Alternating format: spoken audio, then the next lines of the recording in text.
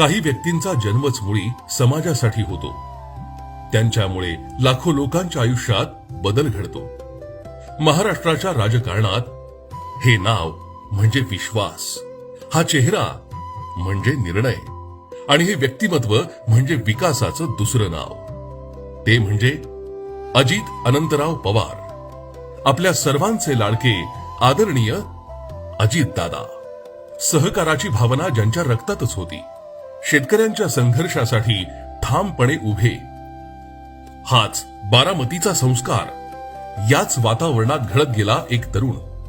त्यानं लहानपणापासून पाहिला तो म्हणजे शेतकऱ्यांचा घाम, ऊसाच्या कारखान्यांचा प्रवास, दूध संघाची जडणघडण, सहकार्य आणि सामान्य माणसांचे प्रश्न. याच मातीतून जन्माला आली लोकांसाठी झटण्याची जिद्द. त्यांच्यासाठी सत्ता कधीच नव्हती. राजकारण ते एक माध्यम होतं लोकांपर्यंत पोहोचण्याचं. स्थानिक स्वराज्य संस्थांपासून सहकार क्षेत्रापर्यंत एक एक पायरी चढत अजितदादांनी स्वतःची ओळख निर्माण केली. वारसा होता, पण प्रवास स्वतःचा होता. बारामती फक्त एक मतदारसंघ नाही, तो एक विकासाचा प्रयोग आहे. रस्ते, सिंचन, उद्योग, शिक्षण, कृषी, जिथे समस्या तिथे उपाय. आणि म्हणूनच बारामतीची ओळख विकासाचा आरंभ पर्व म्हणून होते. ती अजितदादांच्या कामाशी जोडली गेली. अजितदादांचा एक गुण संपूर्ण महाराष्ट्राला माहितीये: वेगवान निर्णय, थेट संवाद, स्पष्ट भूमिका. काम होणार असेल तर होईल, नसल्यास स्पष्ट नकार. त्यांच्या या रोखठोक स्वभावामुळे लोक त्यांना घाबरत नव्हते, तर त्यांच्यावर विश्वास ठेवत होते. कारण त्यांना माहिती होतं, यांचा शब्द म्हणजे कार्यपूर्ती. मंत्री ते उपमुख्यमंत्री, ऊर्जा, जलसंपदा, अर्थ, नियोजन, अनेक महत्वाची खाती. अनेक सरकारं आली आणि गेली, पण त्यांची काम करण्याची गती तीच राहिली. राजकारण बदललं, सरकार बदलली, पण अजितदादांची काम करण्याची पद्धत, सपाटा मात्र कायम तोच: जनतेचा दादा. अजितदादांना कोणी साहेब म्हणालं, कोणी नेते म्हणालं, पण महाराष्ट्रानं त्यांना दिलेलं नाव एकच: दादा. कारण ते फक्त आदेश देत नव्हते, ऐकतही होते. जनता दरबार, प्रत्यक्ष भेटी, गावोगावी दौरे, लोकांच्या अडचणी त्यांच्या स्वतःच्या मानल्या. प्रत्येक मोठ्या प्रवासात वाद येतात, आव्हानं येतात, टीका ही होतेच.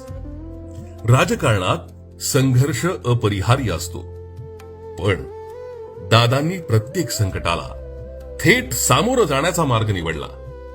पराभवापेक्षा पुढचं पाऊल त्यांना महत्वाचं वाटलं.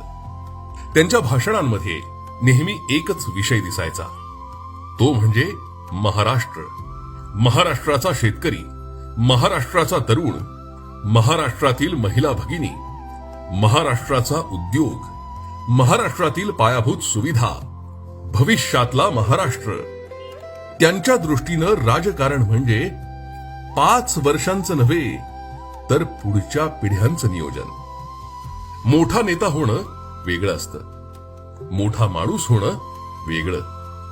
अजितदादा कार्यकर्त्याला नावानं ओळखायचे, सामान्य माणसाचा फोन घ्यायचे, रात्री उशिरापर्यंत बैठका घ्यायचे आणि दुसऱ्या दिवशी पहाटे पुन्हा कामाला उभे राहायचे.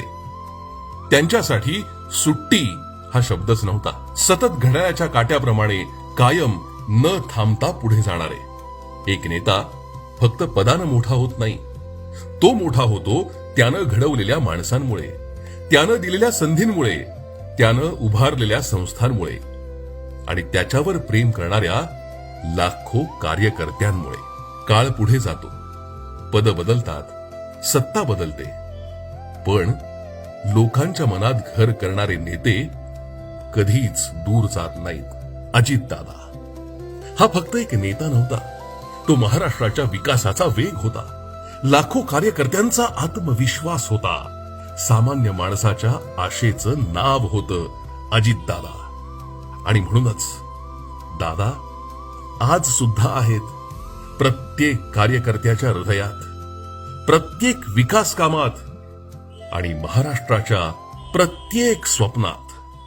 नेतृत्व कधी संपत नाही, ते विचार बनून जगत राहतं, प्रेरणा बनून पुढे चालत राहतं. दादा, तुम्हाला विसरणं शक्यच नाही. कारण दादा हे फक्त एक नाव नव्हतं. दादा ही एक भावना होती, आहे आणि कायम राहील. एकच वादा, अजितदादा सदैव आपल्या मनात.